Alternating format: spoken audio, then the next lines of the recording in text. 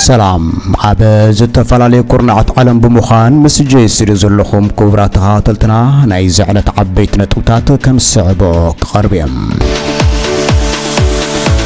አበ ክልል ኦሮሚያ ናይ ሃይማኖት ወጥሪ ስዒቦ ምትፈናናሎ ዝተባሃለ ኮይኑ ብዙሓት ቤቶም ገዲፎም ይሃድሙ ከም ዘለዉ ተገሊጹሎም።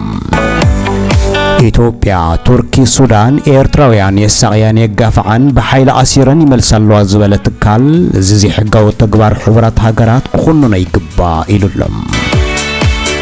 ተዓዋቲ ሽልማት ኖቤል ቀዳማይ ሚኒስትር አብይ አሕመድ ሃገሩ ጠያይትን መዳፍዓትን ተፈረኸም ዘላ ድሮ ሰደድ ብምክያድ ሚልዮናት ከም ዝረኸበት ምግላጹ አዘራራቢ ኮይኑሎም።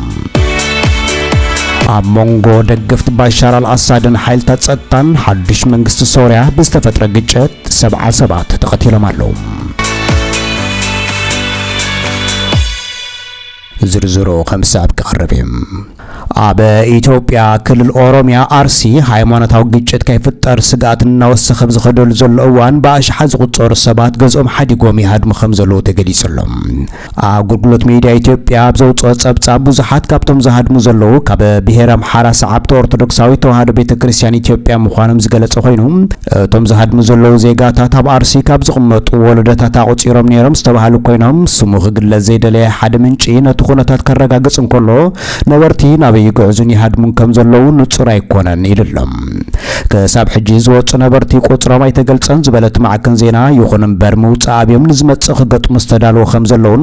ብሰንኪ ፖለቲካውያን ዝተፈጥረ ምፍጣጥ እስልምናን ክርስትናን ከቢድ ስጋት ፈጢሩ ከም ዘለውን ጸብጺቦሎም። ኣብ ዝሓለፈ 6 ዓመት ኣብ አርስን ካልኦት ከባቢታት ክልል ኦሮሚያ በተደጋጋሚ ጨፍጫፍ ብሔረ አምሓራን ሰዓብቲ ኦርቶዶክሳዊ ቤተክርስቲያን ኢትዮጵያ ይረአ መንባሩ ኦርቶዶክሳዊት ቤተክርስቲያን ክትከሰስ ምጽናሕ ዝፍለጥ ኮይኑ ማዕከና ዜናውን ነዚ ክቀባብላሉ ጸኒሐን። ኦርቶዶክሳዊ ተዋህዶ ቤተክርስቲያን ኢትዮጵያ በዛዕባ ምዕባለ ከሳብ ሕጂ ዝሃበቶ መግለጽ ዘየለ ኮይኑ ትወጥር ግን ኣዝዩ ቢሱ ከም ዘሎ እዩ ተጸብጺቡ ዘሎ። ተዓዋቲ ሽልማት ኖቤል ሰላም ቀዳማይ ሚኒስትር ኢትዮጵያ ሙሳኽ ምህርቲ ተተኮስተን ጠያይትን ኢትዮጵያ ይዓቢ ከም ዘሎ ዝገለጸ ኮይኑ ንሰደድ ከም ዝበቃዓውን ሓቢሩሎም። ተተኮስቲ ካብ ወፃኢ ንእቱ ነርና ሕጂ ግን AK47 ካላሽን DSHKን ከምኡን መዳፍዕ ምፍራይ ንርከብ ኣለና ዝበለ ተዓዋቲ ሽልማት ኖቤል ቀዳማይ ሚኒስትር ኢትዮጵያ አብይ አሕመድ ኣብ ኢትዮጵያ ክልል ኦሮሚያ ኢንዱስትሪ ምህንድስና ተተኮስቲ ሓሚቾ ኣብ ዘመረቀሉ እዋን ነዚ ገሊጹ ዘሎ። ምስ ሓላፊ ስታፍ ምክልኻል ሃገር ፊልድ ማርሻል ብርሃኑ ጁላ ፕሬዝዳንት ክልል ኦሮሚያ ሽመልስ አብዲሳ ናብ ሰሰናይ ዑደቱ ምስ ኤርትራ ብዝለዓለ ወጥሪ ናይ ቃላት ኣትዩ ኣብ ዘለወሉ ግዜ ከምኡ ድማ ሰለስተ መራኸብ አዘርባይጃን ኣጽዋር ኣብ ዝተሃገረሉ ነዚ ኣመላኺቱ ዝሕልፎ ዘሎ ኮይኑ ምስ ናይ ሰላም ሽልማቱ ይጋጭ ዝብሉ ተንተንቲ እቲ መልእኽቲ ኣንጻሩ ንዝዋግኡ ዘሎ ዕጡቓትን ሻዕብያን ትግራይን ከምኡውን ካልኦት ሓይልታት ምዃኑ ገሊጾም ኣለዉ። እቲ ፋብሪካ ተተኮስቲ ኣብ ውሽጢ 2 ዓመት ኣብ ዘይመለእ እዋን ከም ዝተዛዘመ ቀዳማይ ሚኒስትር ኢትዮጵያ ዝሓበረ ኮይኑ ሰለምቲ ኣብ ሓፂር እዋን ከም ዝተዛዘመ ይገለጸን። ኣብ ርእሲ እቲ ኣብ ውሽጢ ዓዲ ዝውዕል ሃልኪ ኢትዮጵያ ተተኮስቲ ናብ ካልኦት ሃገራት ክትሰድድ ጀሚራ ዝወሰኸ ንሱ ናብ የኖት ሃገራት መሸጣ ከም ዘካየደት እውን ኣይገለጸን። ኣብ ውሽጢ ዝሓለፉ 3 ኣዋርሕ ጥራሕ ካብ $30 ሚልዮን ዘይውሕድ ሸጥና ዝበለ ኣብይ ብዛዕባ እዚ ብፍሽኽታ መንፈስ ይዛረብ ከም ዝነበረን ካብቲ መንግስታዊ መራኸቢ ብዙሃን ዘመሓላለፎ ቪድዮ ተንቀሳቐሲ ስእሊ ከም ዝረአውን ማዕከና ዜና ኢትዮጵያ ይገልጸን። አብይ አሕመድ በመንግስቱ ዝውነን ጋዜጠኛታት ሚዲያ ብዛዕባ ኣብታ ሃገር ዘሎ ፍርያት ተተኮስቲ ኣብ ዝሃቦ መግለጺ ዝሓሸት ኢትዮጵያ ንደቅና ናይ ምሃብ ስራሕ ኣብ ነፍሲ ወከፍ ዓውዲ ጽቡቕ መንገዲ ይሕዛሎ ዝበለ ኮይኑ ኣብ ኢንዱስትሪ ምክልኻል ዝመጽእ ዘሎ ለውጢ ተስፋ ዝህብ ይክብል እውን ሓቢሩሎም። አብይ አሕመድ ኣብ 2018 ጀሚሩ ኣብ ስልጣን ጸንሐ ኮይኑ ኢትዮጵያ ኣብ ትሕቲ መሪሕነቱ ኣብ ታሪኻ ካብ ዝተኻየዱ ዓናዊ ኩናት ዘእንገደት ኮይና መንጎ መንግስቱን ሕወሓትን ዝተኻየደ ኩናት ህይወት ልዕሊ 1 ሚልዮን ከም ዝቐተለውን ይግመት እዩ። ክልላት ዓፋርን አምሓራን ትግራይን በቲ ኩናት ሃዋህው ተሃስዮም ከም ዘለውን ሚልዮናት ዜጋታት ድማ ምምዝባልን ጥሜትን ከም ዝርከቡውን ክጥቀስ ጸኒሑ። እቶም ክልላውያን መንግስታት ኣብ መሰረተ ልምዓት ኣብያተ ትምህርቲ ሆስፒታላት መንገድታትን ካልኦት ነገራትን ሓዊሱ በኣማይት ሚልዮናት ብር ዝግመት ዕንወት ከም ዘጋጠመውን ይገልጽዮም። እቲ ፋብሪካ ተተኮስቲ ኣብ መወዳእታት ኩናት ከም ዝተጀመረ ዝገለጸ ኣብይ ድሕሪ መንግስቱ ስርሒት ምኽባር ሕጊ ብዝብል ምስምስ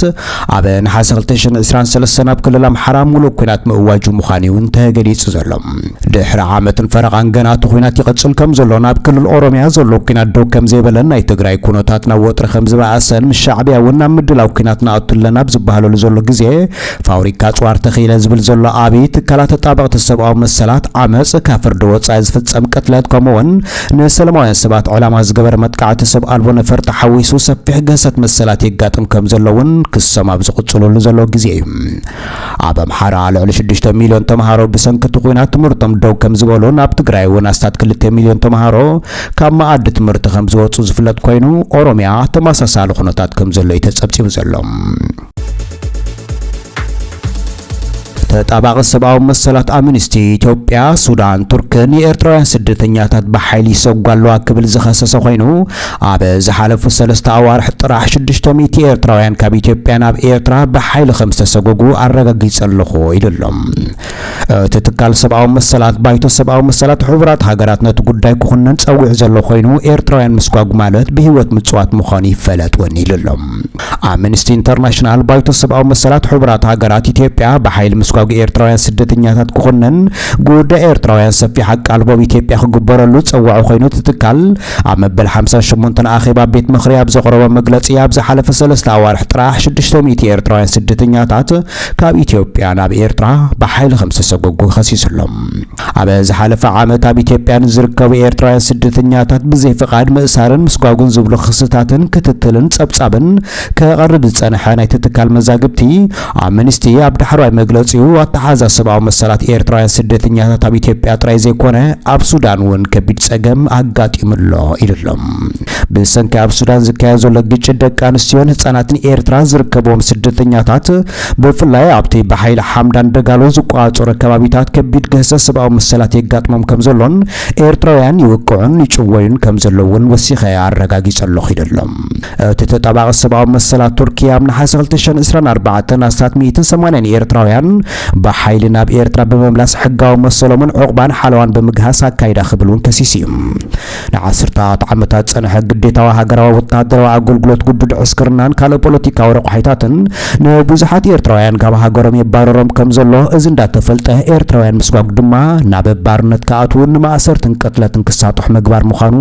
ወሲኸ የፍልጥ ኣለኹ ኢሎም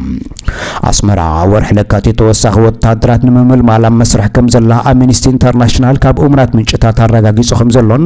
ኮይኑ ድማ ድሕርቲ ኣብ መንጎ ኢትዮጵያን ኤርትራን ዘሎ ወጥሪ ካብ ኢትዮጵያ ናብ ኤርትራ ብሓይሊ ዝለኣኹ ዘለዉ ስደተኛታት ንሓደጋ ተቃላዕቲ ይኾኑን ቁጽሮም እናወስኹ ይመጹ ምህላዎም እቲ ኩነታት ውፅፅ ክትትል የድልዮ ወሲኹሎም